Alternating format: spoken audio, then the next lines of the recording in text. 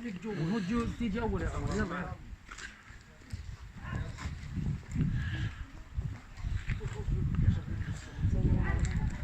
لسه قاعدين بتفيض. هاي قاعد بتفيض. مساء الخير. احنا الان موجودين في منطقة ظهر السرو، حي السراوية. المياه كما تلاحظون في الشارع ومباشرة، يعني كميات كبيرة منها نزلت على المنازل والحقت اضرار في بعض المنازل. المواطنين هنا اشتكوا من الحالة اللي هم موجودين فيها، وبتمنوا على بلدية جرش انه يكون في يعني متابعة لهذا الموضوع. معنا صاحب المنزل الأخ محمد غانم. محمد غانم، يسعد مساك. شو المنطقة، اسم المنطقة هاي؟ سيدي احنا هاي متعارف عليها اسمها نعم. منطقة ظهر السرو. بجانب المحامي فاروق العماوي. نعم. هذا معروف. حارة السراوية. نعم. معروفة هون. للأسف هاي تكررت من سنوات كثيرة، واحنا بنناشدهم ونطلب منهم العون والمساعدة انه اقل ما فيها. شو السبب؟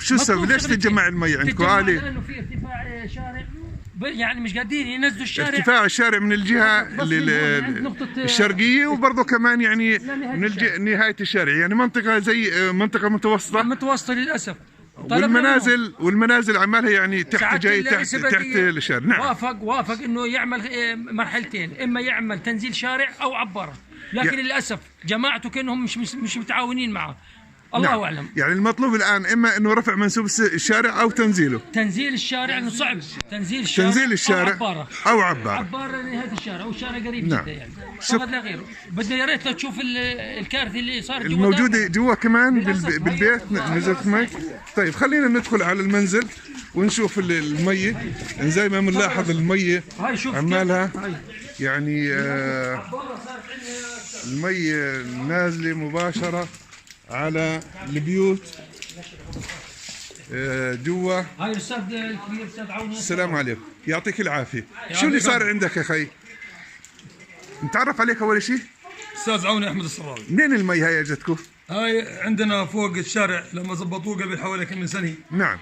خلونا اياه مرتفع من الامام ومرتفع من الخلف. نعم. فصارت باب الدار عندنا بعد 4 شهور صار زي البركي. كل سنه بنعيد وبنزيد مع البلديه. والمي اليوم دهمتكم يعني؟ دهمتنا هي الدار كلها تفرج. نعم. طيب. هذا المي على الدار كلها، ولو ما الله. ايش المطلوب من البلديه؟ ايش تطلب من البلديه؟ بدنا بس يصدقوا معنا تعين اللي كانوا يجونا على الانتخابات. احنا والشارع عندي ودق على صدره. نعم. لما صار الواحد فيهم هاي لها اكثر من 4 يعني المطلوب تنزيل الشارع، يعني تنزيل الشارع او يعملوا لنا عباره ياخذونا او عباره حتى تصرف فيها الامطار. ليش خلوا لي اياها باب الدار؟ شكرا لك. يعني باب الدار ليش تضل؟ شوف الدور جوا يعني. نعم. يعني المي هاي صلنا 3 ساعات يعني احنا بننطر المي موجوده مداهمه. هاي دار اخوي. هاي دار اخوي. فزعنا عليه فزعه جوا كمان جوا غرفه النوم وكذا. نعم. مطبخ كل شيء. والله حرام. فزعنا على الدار فزعه. احنا رسالتكم ان شاء الله بتصل شوف داري كمان لو تسمحت. شوف نعم. بسيطة النظر. نفس الدور، يعني اكثر من دار هون.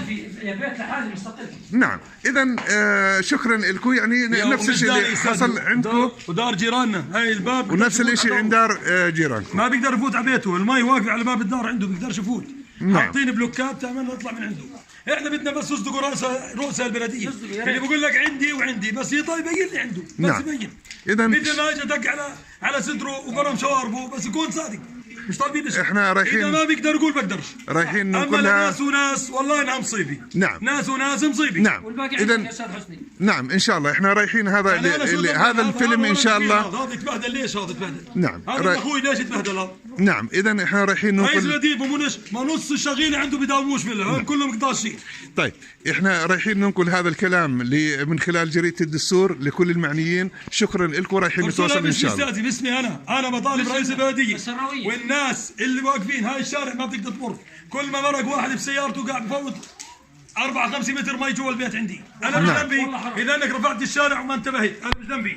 ترفع الشارع المفروض تلاقي حل المي للعباره، مش ترفع الشارع. انا كنت اصب سيارتي هون نعم. هون كنت اصب السياره. نعم. ليش ترفع الشارع وتخليني انا في الارض؟ مثل ما خليتني في الارض تلاقيني حل. شكرا لك. حياك الله.